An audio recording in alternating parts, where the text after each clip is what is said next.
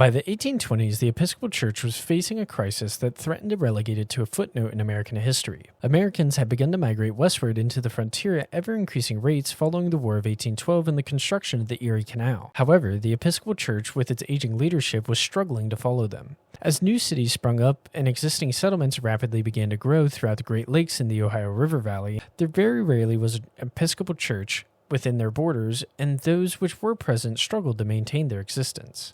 It became apparent to the church leaders that the country's future lay along the frontier, but also that there was no present plan in place to grow with it.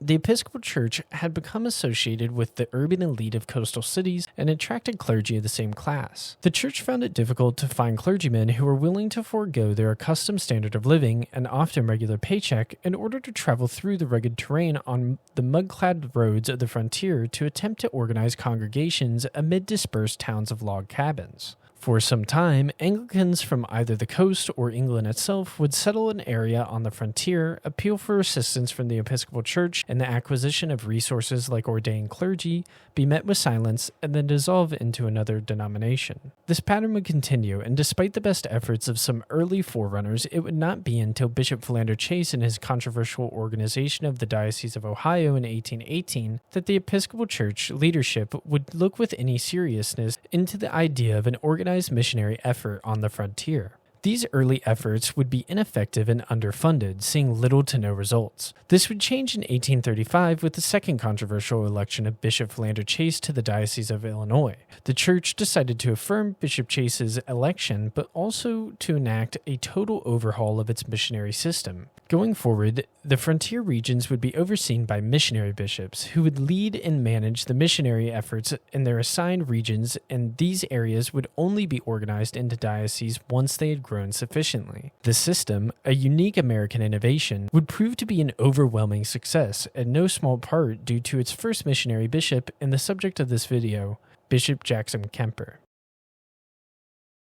Jackson Kemper was born to an almost propagandically American family, which would be a cornerstone in the post-revolutionary politics of New York State. His father, Colonel Daniel Kemper, was an ardent patriot during the American Revolution, from whence he got his title. Daniel Kemper by nature was an adventurous risk-taker, and he would go beyond just putting his life on the line for the American Revolution and financially leveraged all of his assets to support the early war effort. After the success of the revolution, Daniel Kemper would return to his family in poverty, having given all of his wealth to the cause, and a widower as his wife had died of illness during the war, leaving him the sole provider of 6 children. He would go on to remarry Jackson Kemper's mother, Elizabeth Morris, with whom he would have 3 additional children before selling his family's farm and relocating to New York City. The future Bishop Jackson Kemper was born in 1789 and would be the youngest of the children born to Elizabeth. In New York City, Daniel Kemper's life would turn around completely. Connections he had made during the war, as well as those of his sister in Philadelphia, led to his appointment to a position at the New York City Custom House by then-President George Washington.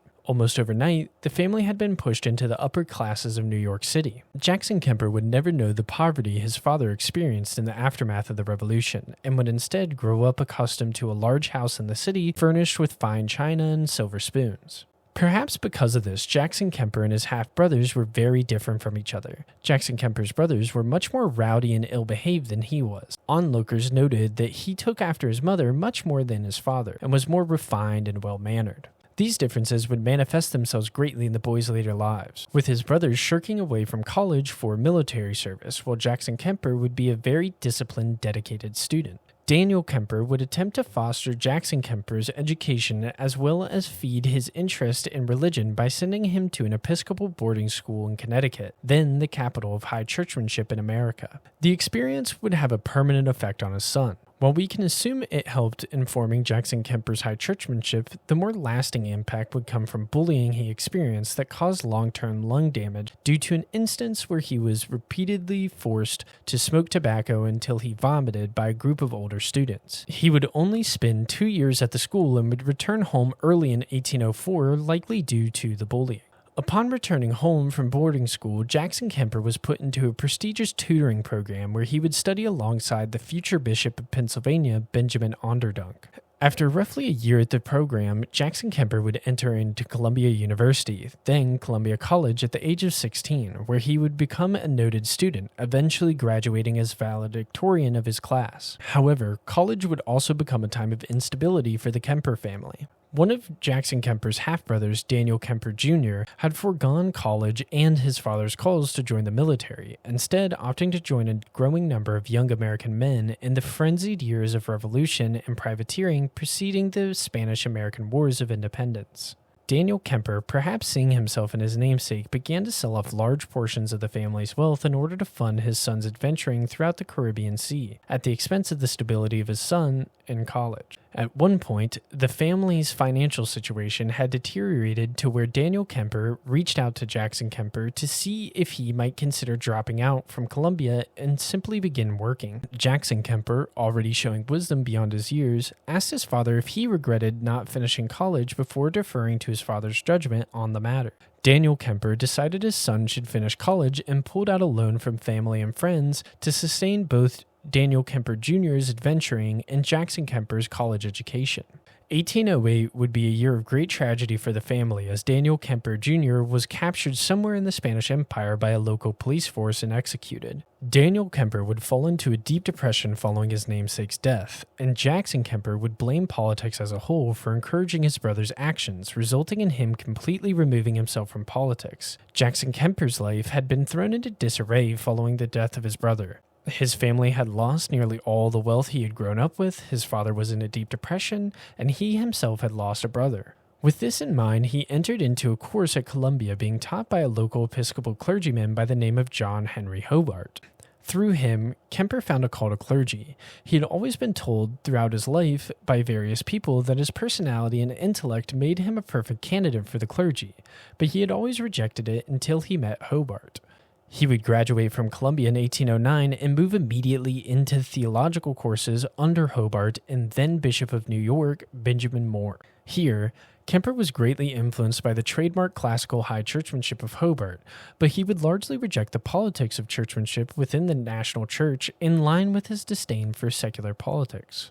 He would complete the necessary theological training with them in 1810, but his ordination into the clergy would be delayed due to Bishop Moore's incapacitation by stroke, an event which would result in John Henry Hobart eventually ascending to the bishop's seat in New York. As a result, Kemper would be pushed into a gray area in regards to his ordination, while the situation in New York would be worked out. However, Kemper was not one to delay things, and began petitioning the presiding Bishop William White, the leader of the Episcopal Church, directly to perform his ordination as soon as possible. He would be ordained by presiding Bishop White in the city of Philadelphia and begin his career in the church working as an assistant to the presiding bishop. When he first began his career in Philadelphia, the role of bishop was very sedentary and focused primarily on the running of a church in a major city or metropolitan area. Bishops would only occasionally leave their home church or city for special events like the consecration of new bishops or a church. In order to effectively minister to the various parishes throughout a city or a metropolitan area, bishops would often employ ordained assistants, typically deacons, to assist them in day-to-day operations. This is the role that Kemper would fill in Philadelphia in 1811, and at the time it was a prestigious one. Not only did Kemper minister to some of the wealthiest and most influential individuals in the country's former capital and then largest city, but also worked under the presiding bishop of the Episcopal Church, who rebuilt the church in the turmoil caused by the separation with England.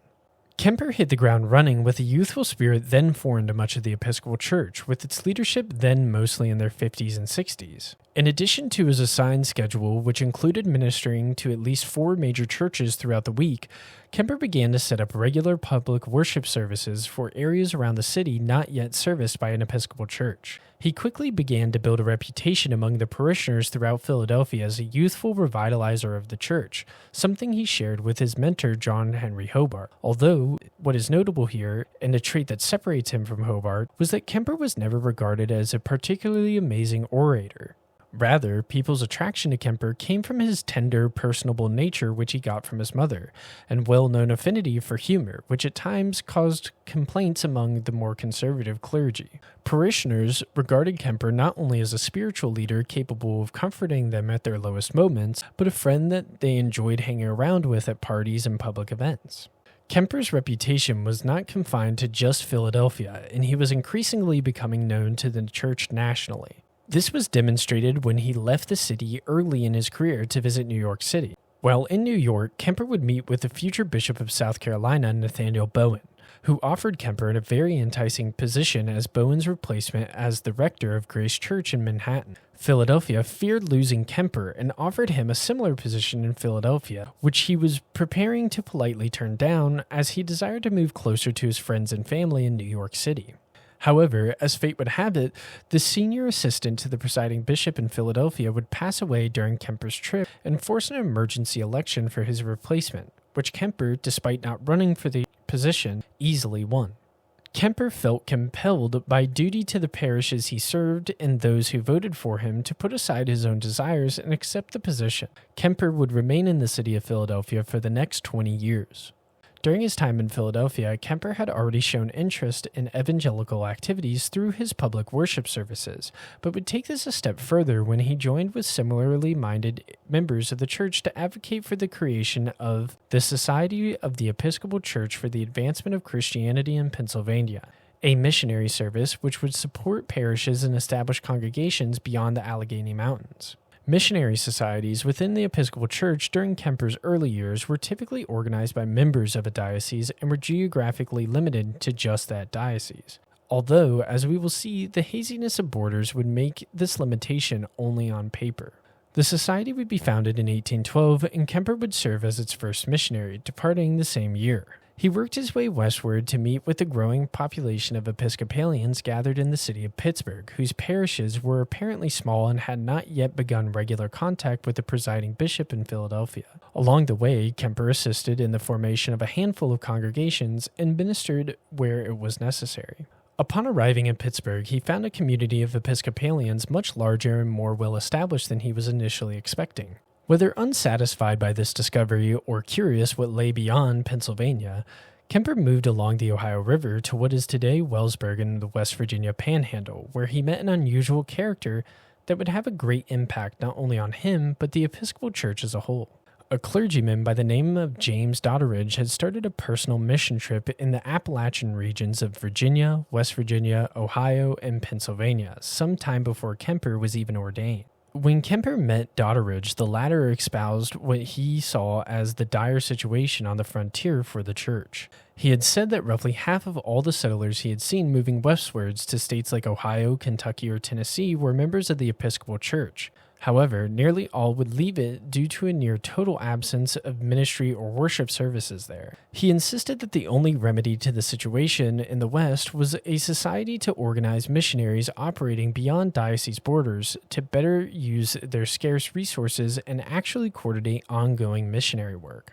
The conversation would have a great influence on Kemper, who, upon his return to Philadelphia, would give a powerful report that emphasized both the poor present state of the church in the West and the amazing amount of opportunity that lie there. The report ignited a great fascination and interest in the creation of domestic missions throughout the diocese of the East Coast, as well as the possibility of creating missionary societies for the western frontier. The trip in 1812 made Kemper even more of a well-known figure throughout the national church, and as his audience grew, so did his detractors. He began to feel a sense of imposter syndrome, and criticisms of him as a mediocre preacher or him being a lackluster theologian unworthy of his current prestige greatly affected his confidence. Around 1814, he had been asked to perform another mission trip throughout western Pennsylvania. However, he had just fallen into a serious bout of illness that caused him to be restricted to his bed, something which had been common for him since his childhood and often sprang up during periods of high stress.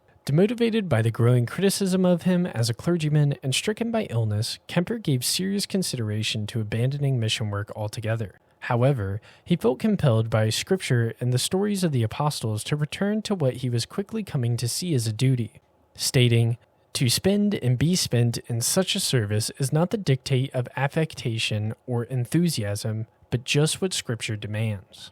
Kemper's 1814 mission would see him again go beyond the borders of the Diocese of Pennsylvania and travel into northeastern Ohio to check on the condition of the church among the New Englanders settling in the area.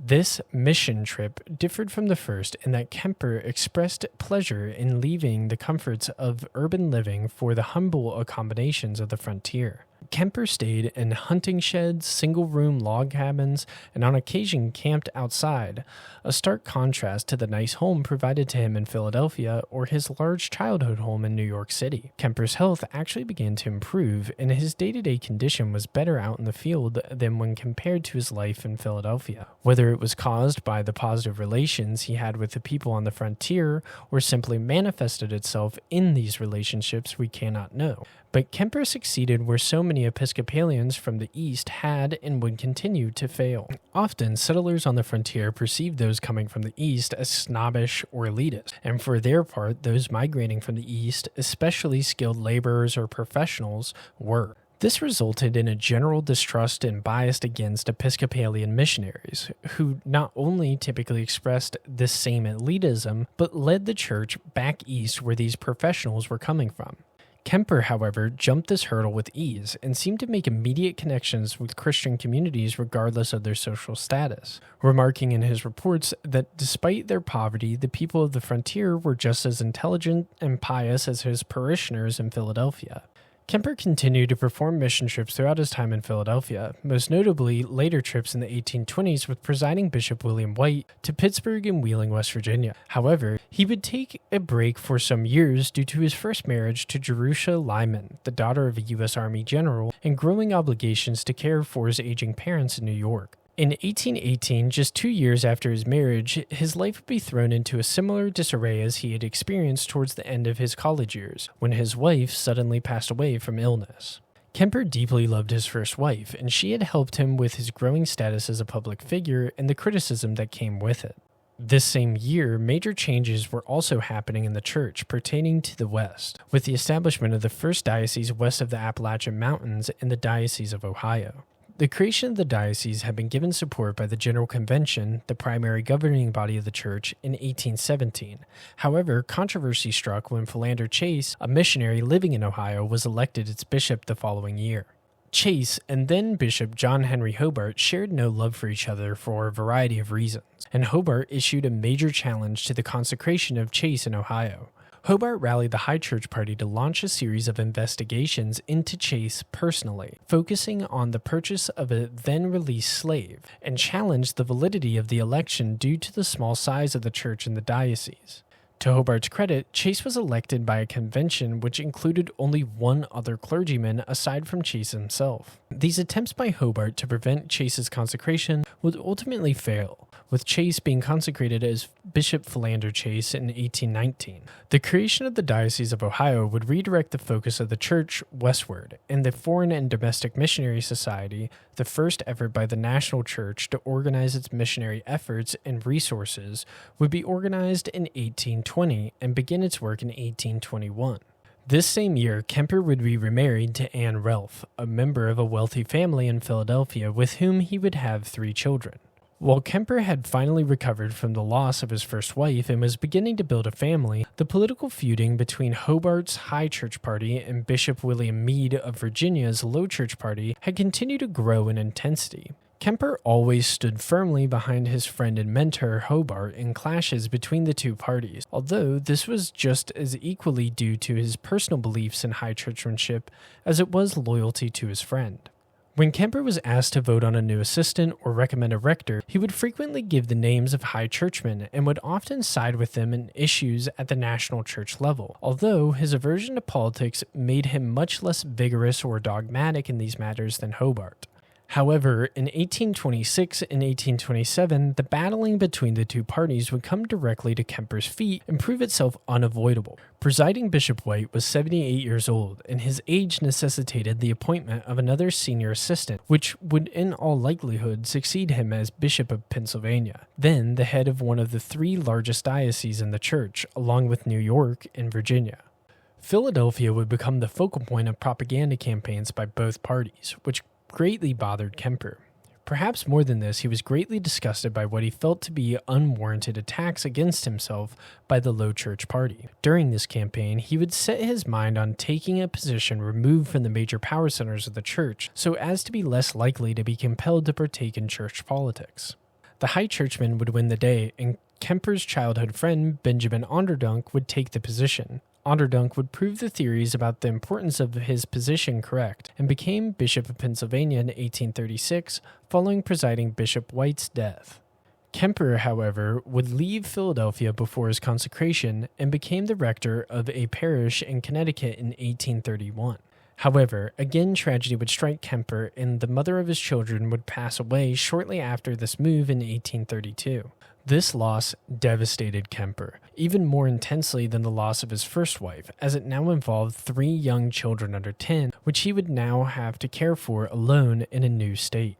Kemper responded by throwing himself into his work, perhaps a bit too intensely, and began participating in mission trips as far away as Green Bay, Wisconsin, during which times his children would be put in the care of either his family in New York City or their mother's family in Philadelphia. In 1835, Bishop Chase, after recently being encouraged to resign from his position in the Diocese of Ohio, was elected to the bishop position in a newly formed diocese for the state of Illinois. The election, much like his last, caused controversy within the church, again over the issue of a small elector pool and a small church presence in the state, but primarily over there being no approval for the creation of such a diocese by the General Convention. It was clear to the church that it needed a major overhaul to deal with the westward growth of both the country and itself, as it could not allow dioceses to be created at the will of groups of poorly organized missionaries in the West. The church would approve Bishop Chase's consecration as Bishop of Illinois, but would simultaneously create the position of missionary bishop. These missionary bishops would have jurisdiction over large swaths of territory in broad regions not yet organized into dioceses, and would differ from traditional stationary bishops by focusing on missionary work and ministry throughout their jurisdiction, not just in a single city or metropolitan area. The missionary bishops would also be responsible for the organization of missionaries in their region and the management of their resources. The role would seem to be the most natural fit for Kemper, who had built a reputation as a dutiful missionary, uniquely well adapted for the frontier compared to his colleagues. He would be elected to the position and consecrated as the first missionary bishop of the Episcopal Church in 1835, the final bishop consecrated by his long-term mentor, presiding Bishop William White. Kemper's children were put in the permanent care of their mother's family in Philadelphia upon his ascension to the missionary bishop role, as Kemper was to take up semi-permanent residence in St. Louis, Missouri, then the largest urban area along the northern half of the Mississippi River.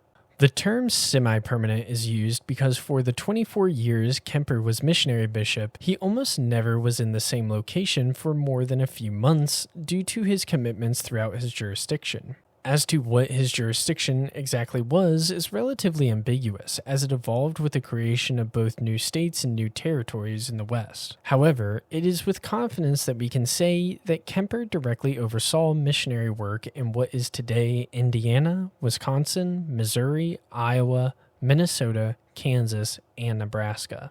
Kemper's first journey as missionary bishop would be the long trek from Philadelphia, where he had been consecrated, to St. Louis. Logically, his first stop on this journey was in Indiana, where he performed a lengthy assessment of both the current state of the church there and how receptive the population may be to missionary efforts.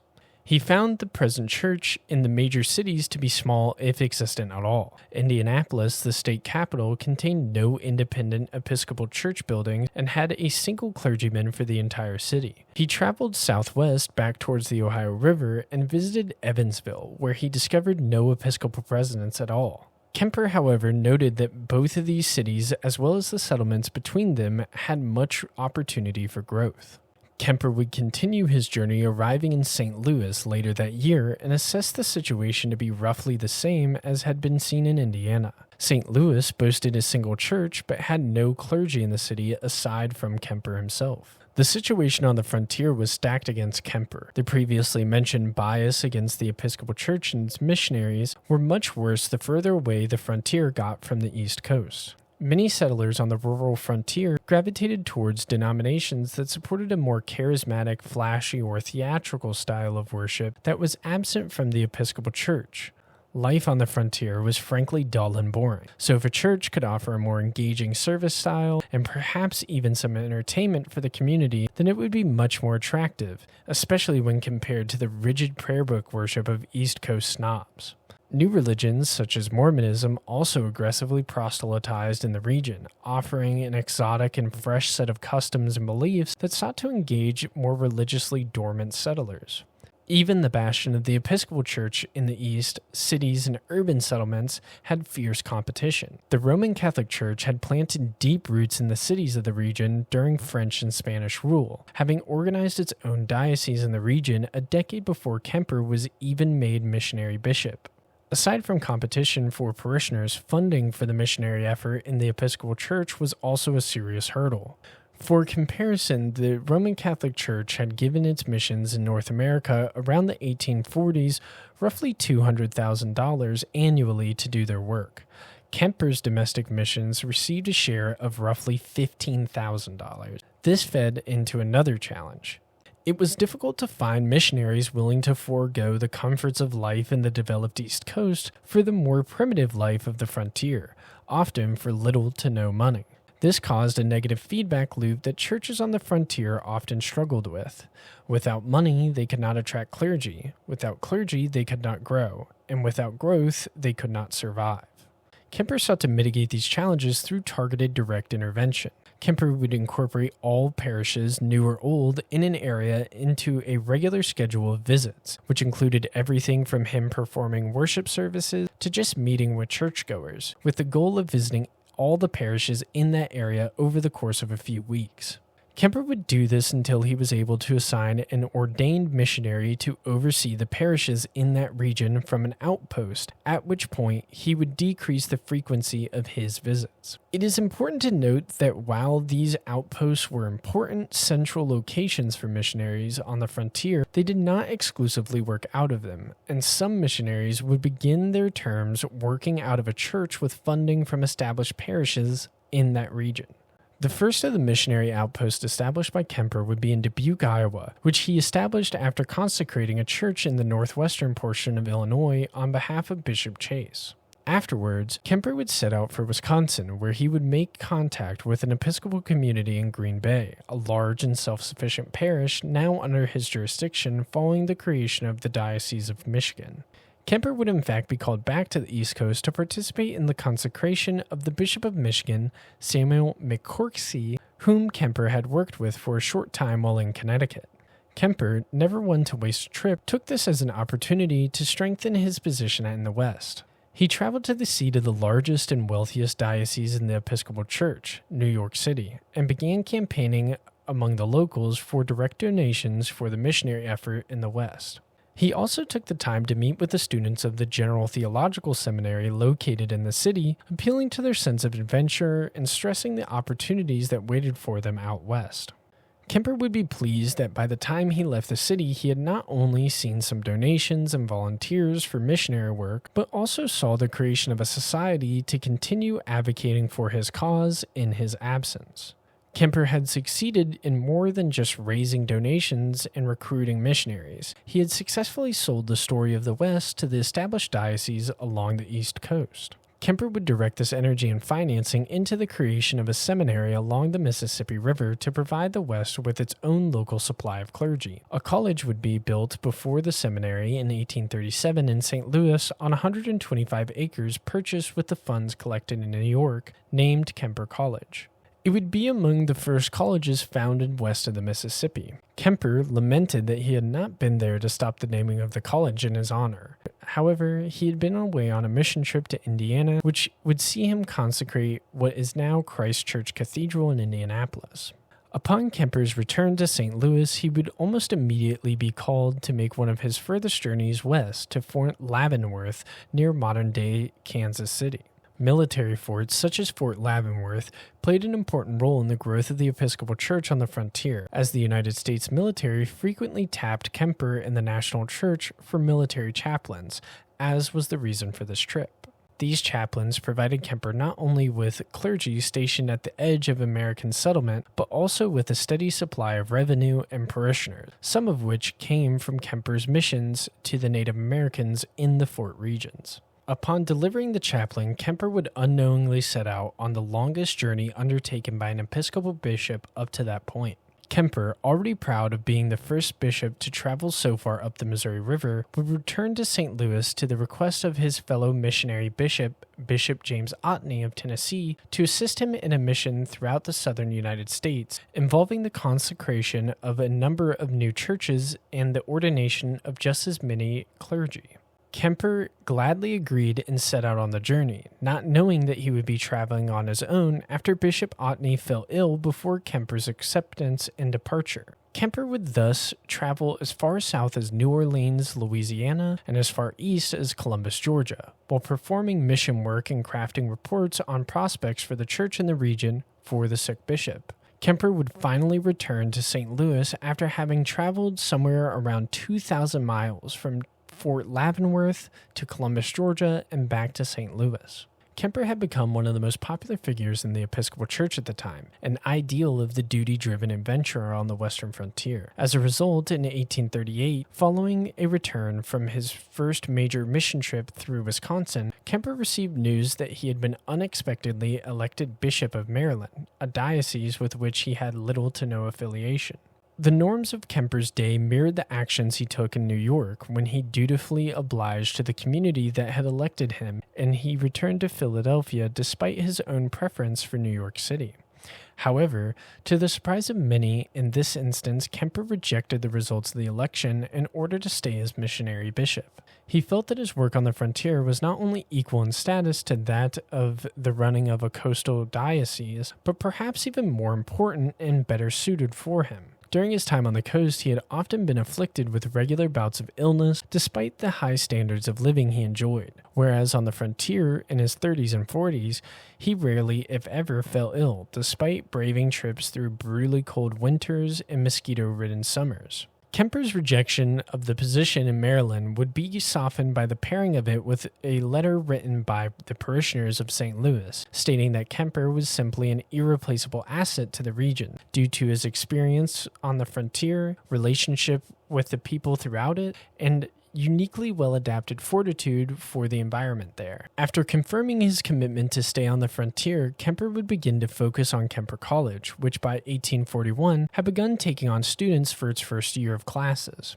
In Kemper's absence, the Board of Trustees had begun to take on increasing amounts of debt, something which Kemper despised both as an administrator and an individual, seeing debt as one of the greatest evils of life.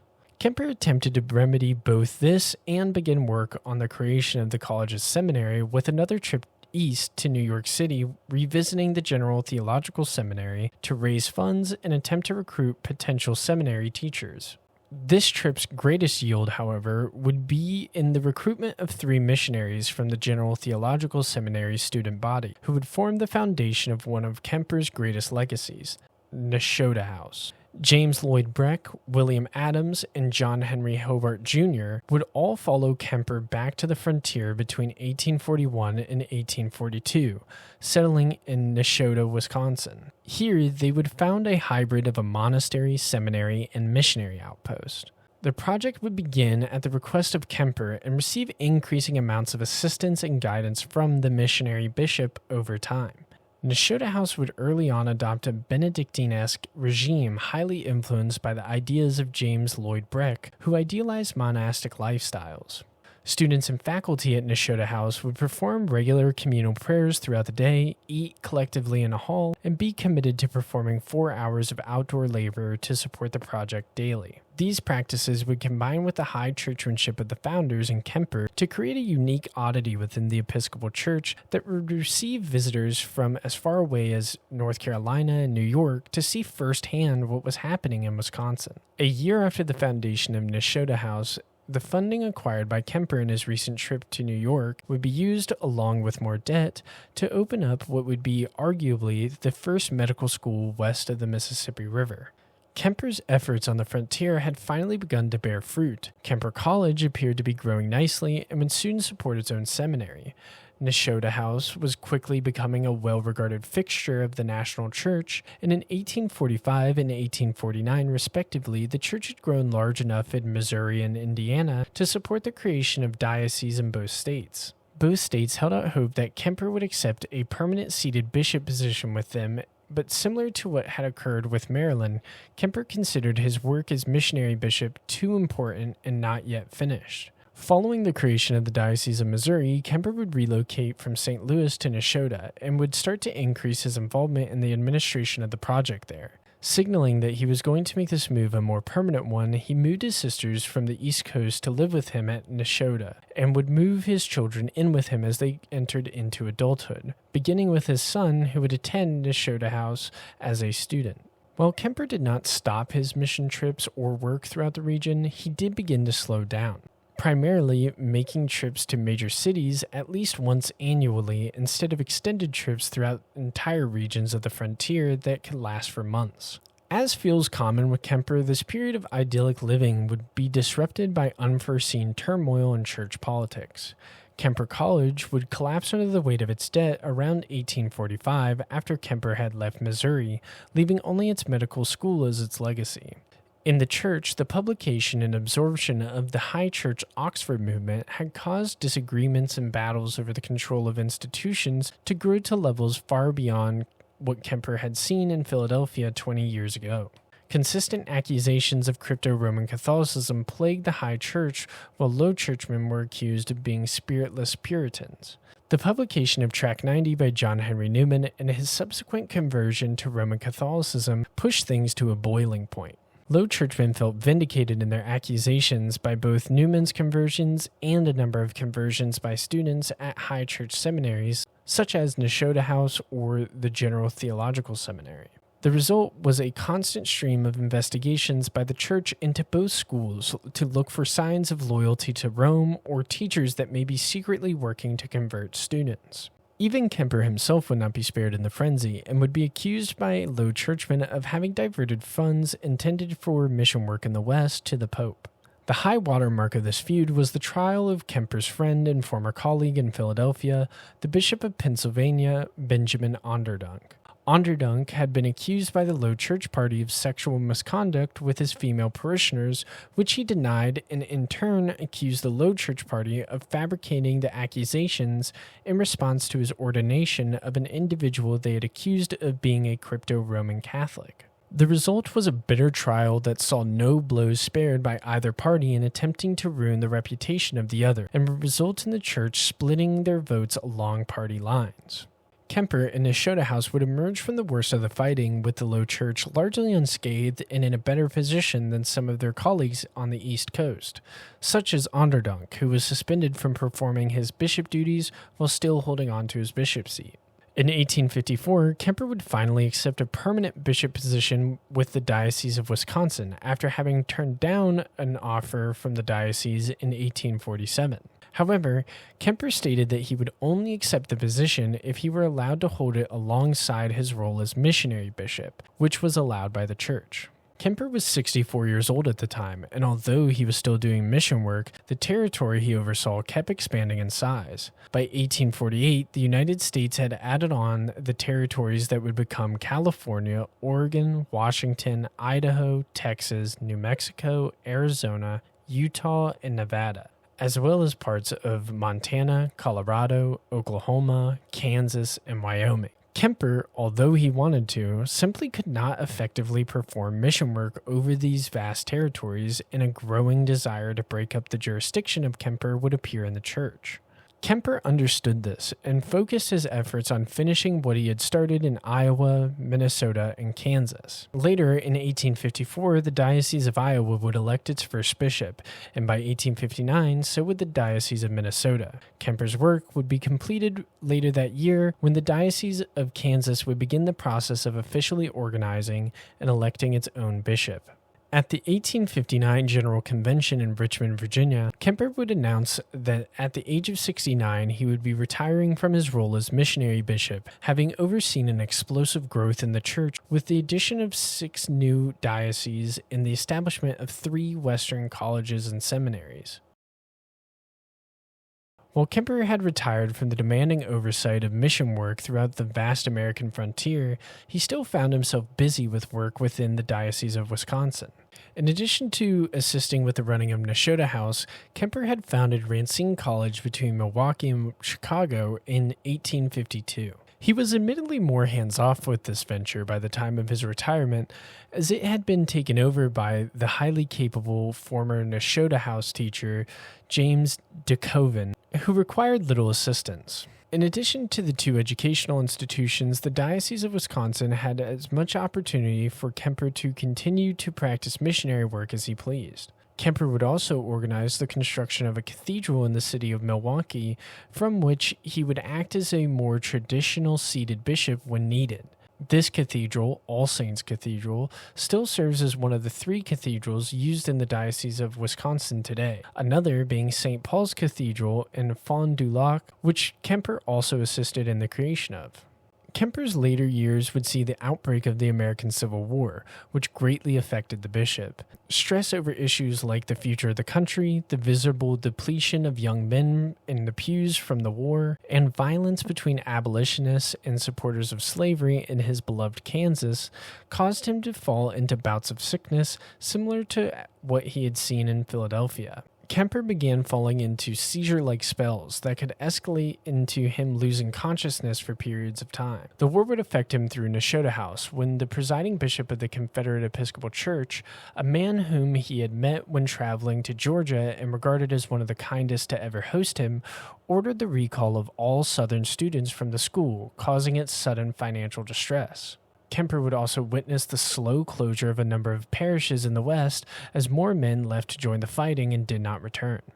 For example, by the war's end, 8 of the 17 parishes Kemper had helped to found in Kansas had shuttered due to the loss of parishioners. With the war's conclusion, Kemper's spells would almost entirely subside, and he would be able to return to his work unimpaired. Kemper would live to see the creation of the Global Anglican Communion, with the First Lambeth Conference in 1876 being one of the bishops of the Episcopal Church honored for their work by the University of Cambridge with an honorary degree that same year. Kemper would die in 1870 at the age of 80, having lived a long, storied, and adventurous life similar to his father. Kemper's connection with his parishioners would be on full display, as over 2,000 traveled from across the region to attend his funeral at Nashotah House, and his impact on the church would be shown as 6 bishops, including the presiding bishop of the Episcopal Church and 4 belonging to dioceses he had created, came to pay their respects. Kemper's legacy is as great as his impact on the church. He molded not only what a missionary bishop within the Episcopal Church was, but also caused changes to how bishops operated in their own diocese, seeing a move away from traditional stationary bishops to more active and evangelical bishops. Prior to Kemper, dioceses beyond the Appalachian Mountains rarely exceeded 5 clergy members with a handful of parishes, but by Kemper's death, nearly all of the 6 dioceses he had founded exceeded 50 clergy members and had hundreds of parishes. He also founded 3 educational institutions in the West, providing the region with its first medical school, which persists into today at Washington University, producing the 5th most Nobel Prize winners in medicine, and one of the most famous Episcopal seminaries in the country at Nashotah House, which has produced over 50 bishops for various Anglican churches throughout its history. Most importantly, Kemper achieved all of this not because of his supreme abilities as an orator, a debater, or a theologian, but rather because he was a man of action who felt compelled by his sense of duty to the church to undertake great adventures and risks, all while treating those he encountered with a jovial, charitable spirit. Perhaps because Kemper was not what we typically think of when we think of great leaders in church history, he was able to become exactly that.